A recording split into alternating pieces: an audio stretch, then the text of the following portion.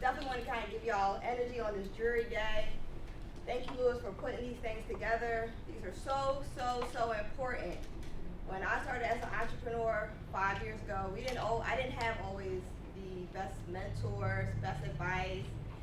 Like Lewis mentioned, it was going to Google, YouTube, and things like that. But just to give you a little bit about me and my background, I come from a corporate background, so I worked at TD Bank as at one point, their social media strategist, also doing things in social impact. So I learned a lot about philanthropy, charitable giving, and then decided to take what I learned at TD Bank to give back more to my community. So I decided to work at the American Heart Association, where I learned a lot in terms of like how zip codes play a factor in your health and the care that you give. And I learned in terms of like how to really navigate working with the media. So working with our broadcast, print outlets here in Philadelphia and nationally. So now I currently work at the African American Museum. So now I'm able to provide social media, public relations, and marketing for the museum to really boost it as a art and cultural institution, just not here just in Philadelphia, but nationally. So just want to kind of give you my background. And what I'm going to talk about today is a little bit of marketing, a little bit of public relations, and why it is so important as a business owner to promote your business, even if you don't necessarily have the budget. I'm going to give you a few tips on how you can make marketing a little bit more affordable. That's what I do with my business. It's called Vintage Green Inc. Vintage Green was started as a way to help Black and brown businesses, help them with their copy editing, communicating, creating their website in a more effective way, also being able to promote on social media. So these are the things that I offer to businesses, so definitely hit me up afterwards or scan my QR code, let's talk. I always provide like a 30-minute consultation. Again, marketing definitely does cost money. Like all the things that you see out here, that is because there's a marketing plan, there's a budget. But again, if you're a new entrepreneur, you're like, okay, I'm gonna just post on social media. That's not always gonna work. Social media is really a tactic that's included in your marketing plan. So your overall marketing plan needs to have like these different tactics like social media. Maybe it's community outreach. But there's different things that you can also incorporate, again, not having to break the budget. There's things that you can utilize like your LinkedIn pages. If you're an entrepreneur, you definitely want to be on LinkedIn. I always say when I tell nonprofits, that's where the money resides. All your sponsors, all your donors, they're going to be on LinkedIn. And they're going to be looking for your business. So the best way, if you want to engage with those people who may want to fund your business, is to show your thought leadership. And that means writing certain blogs, writing articles that just shows like your expertise in your area. So if there's something that you're doing and you want to get closer to like maybe a financial institution who may back you, who may provide some sponsorship dollars, that's the best way is to get on LinkedIn. The other thing is always promote yourself on what you're doing. For everyone that came out here and spoke today, you definitely know you want to make sure you promote it on Facebook. Hey fam, I was on Facebook. Go on Facebook, tell everybody like, hey, this morning I had an opportunity to speak to a room full of people about my expertise in blank, blank, blank, blank, blank. So now you're announcing like, hey, this is what I do. So your audience becomes familiar. So it's like, even if you think like, oh, no one's paying my page any mind. Oh, I only got like 7 likes. Half of it's your family. Don't get discouraged because it all becomes a part of your digital imprint. And what I mean by that is that eventually now the algorithm will start to like tune into your posts that will now push out to certain other entrepreneurs that are looking for your information. The other thing, this is the other tip, join these Facebook groups. We hear them all the time when it talks about politics and all the negative stuff, but there actually are positive things joining Facebook groups. You can find your next speaking engagement.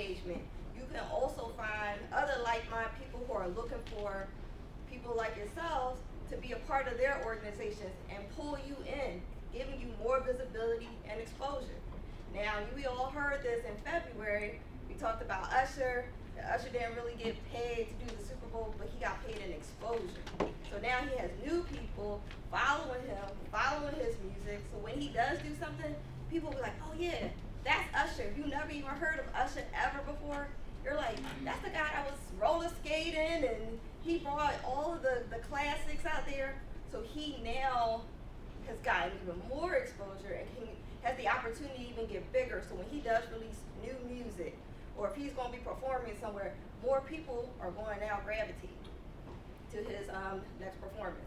It's the same thing we have to do as entrepreneurs. We always have to constantly promote ourselves. What I always hear the challenges is that some people are like, oh, I don't like to be on Facebook. Oh, I don't like to be on Instagram. Oh, I'm not on social media. It's all good. You don't have to even show your face now. Like now the biggest thing is like these faceless Instagram posts or Facebook posts. But really what I'm really trying to say to y'all before I leave is that you gotta make sure you're promoting what you do. Like you can't help anybody if no one knows about your business. If no one knows about the products that you're producing, about the venue that you have that you want people to rent out, it's like it's going to be constantly a challenge. And why put that barrier in front of yourself? Always make sure that you're sending out information. The best thing I always say, get you a QR code. If you don't got business cards, have your IG. Let people know where you are, where they can find you. Give out your phone number. Do those 30-minute consults. And always make it a point when you have opportunities like this to network with every single person in the room, because you never know who could possibly be a client, who could be a lead, who could be somebody like, oh, I got your card. I may not need your service, but I know somebody who does. Because there's been many a times, even as a marketing person, I don't buy a bunch of ads. I don't do a lot of that, but I do network. I'm always in my community. I'm always trying to make sure I'm giving back in some capacity so that people understand, like, this is what I do. Like, I started this business to help help entrepreneurs like yourselves to promote, to amplify, and to always empower. Because, like, to me, one of my favorite phrases, each one, teach one. And one I said actually yesterday was iron sharpens iron. And I believe in those two phrases because I would not be where I am today if it wasn't for somebody who poured into me, who invested into me. So I'm here to say, when you have these problems in terms of like getting your business out there, getting people to notice what you're doing, don't get discouraged. Just keep on pushing. Keep putting things out there. Utilizing social media. Working within your community groups, meaning work with your state office, your council people. I go to mine all the time. When I lived in Philly, I was always in what's her name now is Jamie Gaultier, and her office is lovely. They have a newsletter. If you have a business, ask them like, hey, I got this image. Here's what I'm doing. Can you put this in the newsletter? And 10 times out of 10, they'll put it in there for free. And guess what that is? Free advertising. Something you ain't gotta pay for. Free advertising. Say that one more time again? Go to your state rep. Go to your council people. Most of them have newsletters because why? They're community focused. If you want to get your information out there, you got an event coming up, you want to promote your business, go to your council people and say, hey, can you put this in your newsletter? And most of them either go out monthly, quarterly, or some even go out weekly, every Monday morning. And guess what? You got that relationship with your state person, your information goes out every single week to their constituents. And you know, like these areas, it can be thousands upon people seeing your ad, your free ad that you didn't pay for because you took the time out to say, hey, thank you I see your newsletter every single week. I think that I would love for you to promote my business. And they'll put the information in there. Right now, as a marketing director at the African American Museum, when I first got there, they said, Theresa, we don't have a budget. And that's not the first time I've heard that. I didn't get discouraged. What I did was create a plan. I said, who can I partner with? How can I do a co-branded partnership that doesn't cost a lot of money? So I reached out to other cultural institutions to say, hey, how can we partner together? So I reached out to the Philadelphia Film Society. Why? because they own 3 of the center city movie houses in the area. And they also have a newsletter that goes out to 25,000 plus people. I said, all right, I can partner with them, get some free promo, get an opportunity to collab by doing film screenings, and I now get my information in their newsletter to 25 additional thousand people. Our newsletter goes out, it goes out to 25,000 people. So guess what? Now the total number now, instead of it just going out to our 25, I got 50,000 people seeing all the information for AMP. For free. That's the key word. We all trying to save money, but sometimes we don't always have it to put in and invest into marketing. But these are these things that I've learned as a marketer of like how to find ways to get your name out there for free. So think about those businesses that align, go on live, bring people in, bring other thought leaders in, and go live. Do collaboration posts on Instagram, because that gives you an opportunity. So if let's say you partner with CPNG, right? You may say, I only got like 500 people on my IG. CPNG got almost 4,000 people. Guess what? So now you're 500 and you're 4,000. Now you got 4,500 people looking at your information. So never think like, oh, I gotta do it by myself. The way we want to get better is doing this work together. Yes. I have a quick question. I think everything you're saying is really helpful. Just wondering, because the trend right now is like social media, right? Like a lot of people are branded content creators and they're making their money off social media. But there's a chance that they might get rid of TikTok, which would trickle down to other social media. How do you think your field, or you specifically, is getting in front of the chance that they may not do social media for marketing? Like, what are the other options? Excellent question. So yes, I've been following the whole thing with TikTok, and yeah, a lot of creatives are walking away. Same thing what happened with Twitter, with that takeover, or now it's X. I mean, honestly, I say ride out the platforms as much as you can for now, but if you can't afford it, get your own website. Get your own website. Meaning, that means you drive everyone to your website, so now you ain't gotta worry about your content not showing up. You don't have to worry about Instagram not being down. You can say, hey, go to my website. All your blog information is there. All of your services is right there. Everything that you need will be posted on your own site. And don't get me wrong, like when I started out, I went big, I went to GoDaddy. That annual price is pretty husky. But when I first started, they didn't have Wix, where you can just create a landing page where you can put all your information on one page. When you're starting out, you don't gotta go so robust. You can just say like, hey, here's my information, here's my contact, and then build the page as your business grow. A lot of times we go in, we gotta have everything. We gotta have our logo, we gotta have this. I say the best thing to do when you first starting out is just be very clear about what you do. Very, very, very clear.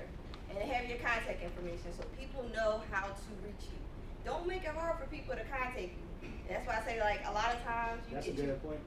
You want to make sure you got either a dot card if you don't want to buy business cards. I understand we all try to be green, but you can do dot cards, you can do Popple cards, which I like, and it's not a plug for Popple because they're not paying me any money, but I like the fact that when you scan my Popple QR code, you get my information and I get yours.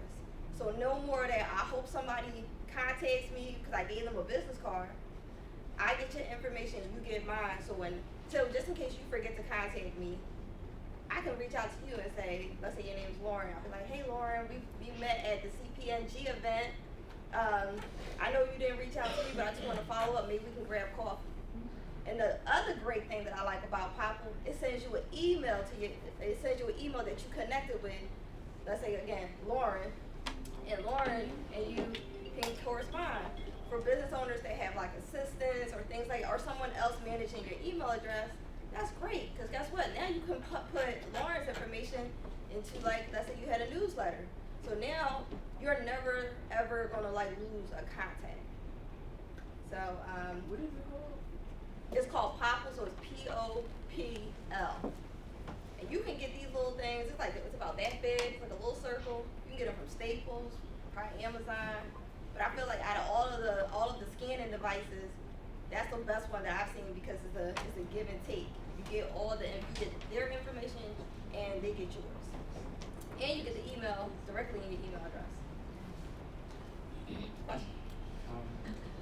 Let's talk like real basic, like mine's basic. When it comes to advertising, would you recommend somebody use Google ads, Facebook ads? Like, is it worth doing that, taking that route? Good question. Very good question. So I will say this. I've seen both angles, and I'm gonna throw another one in. Yelp ads. Now, we see Yelp, you pull up, you're looking for something, type in the info, Yelp comes up. But what I'll say is I actually tried out Yelp, and I feel like Yelp talks a good game. And I'm not bashing Yelp, but Yelp is for a small business owner. If you don't know what you're doing, you're gonna sign up for these hundreds of dollars and might not see no ROI. And I'll, let me not get into all the acronyms and the lettering, but you want a return on your investment. So if I'm putting out hundreds of dollars, I want to see more people coming to my page. I want more people calling me, emailing me, and not just the spam and the bots. So what I've seen with Yelp is bad. But what I will say that is more effective is Facebook ads. Because Facebook ads, not only do they just do Facebook, they also do Instagram.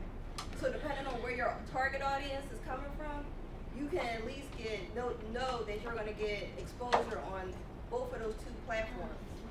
So for me, I think like Facebook ads is a better job, and it's not that costly. You can do like a $5 a day campaign for like a week, spend like $45, then you get basically as much exposure as you can for, like, let's say you have an event.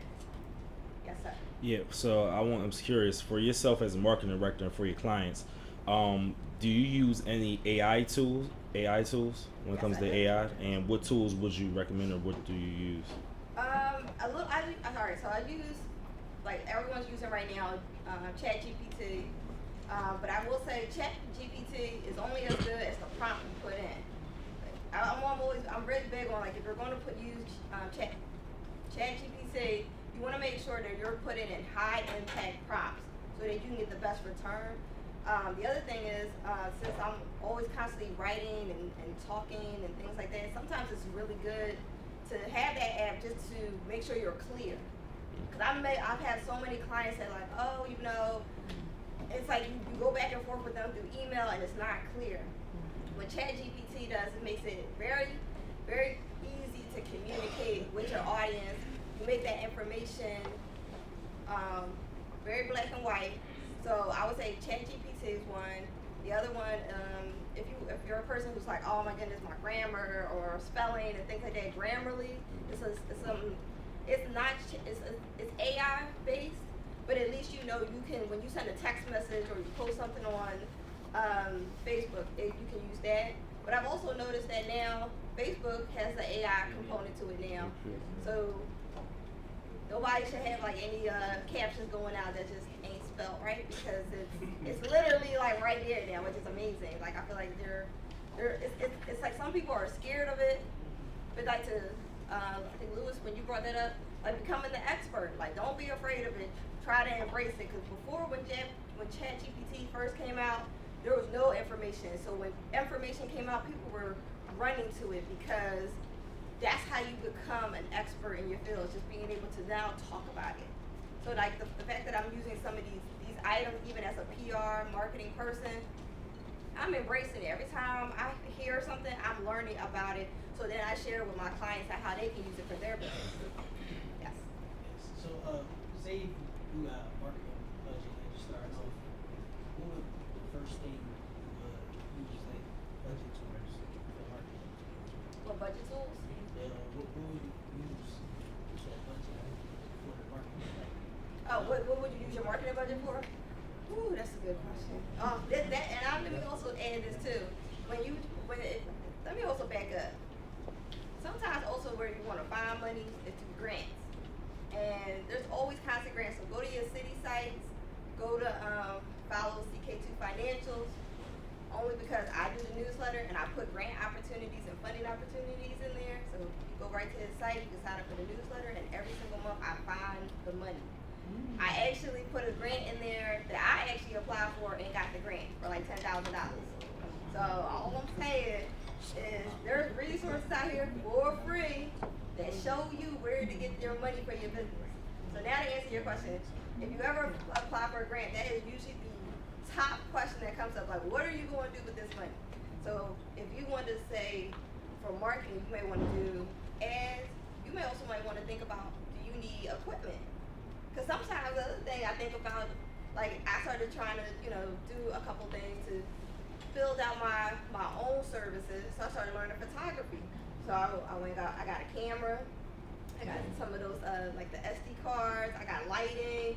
I got backdrops. All of that now is equipment.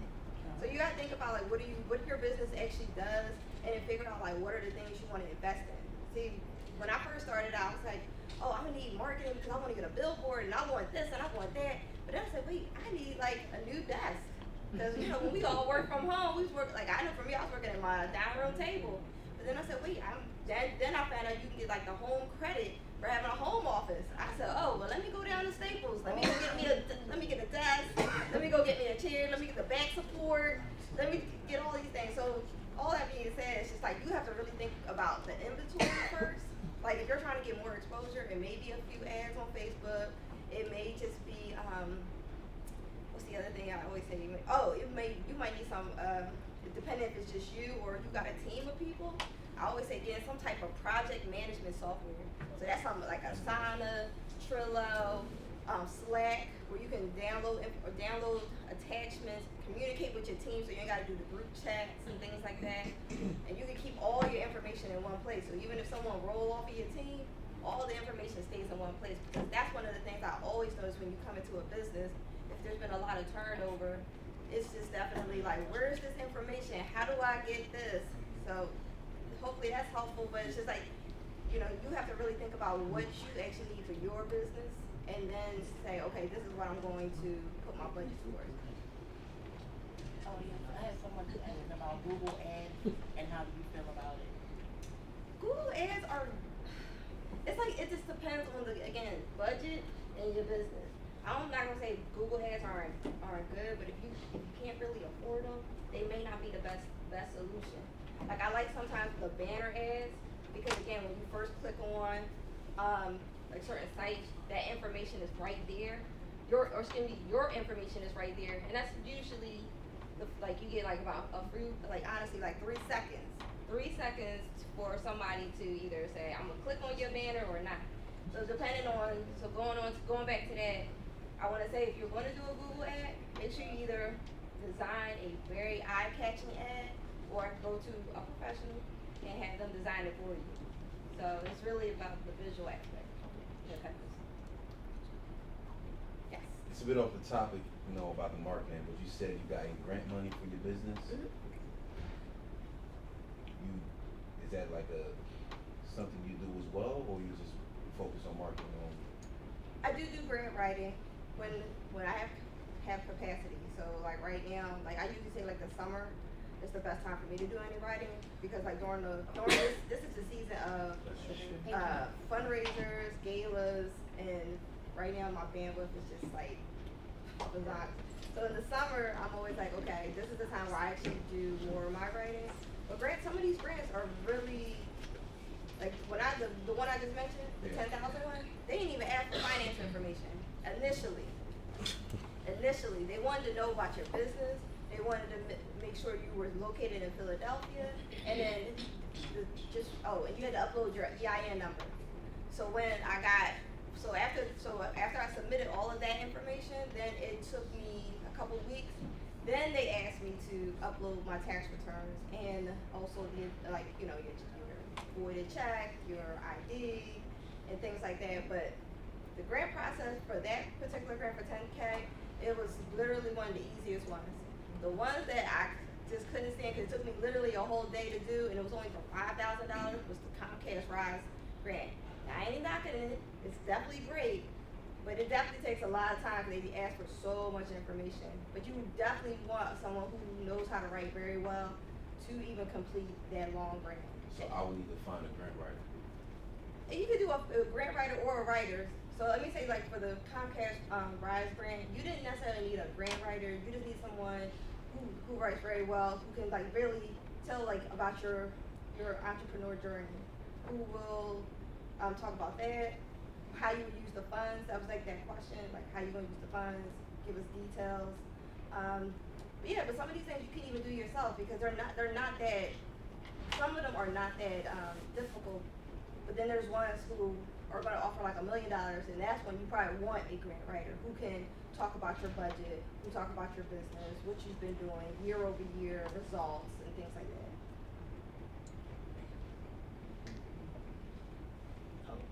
All right. You ever heard about like that cereal box thing, like where they have like red cereal boxes catches people's eyes, like Mhm, kids and stuff like that? Regarding logos and branding and stuff like that, do you recommend that people find like a special graphic arts designer, or should somebody try to really or depends on what stage?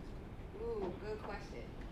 So let me say this: you can find you a graphic designer, but what I would say this, maybe for your logo, because that's gonna be your digital business card or what's gonna catch people's eye.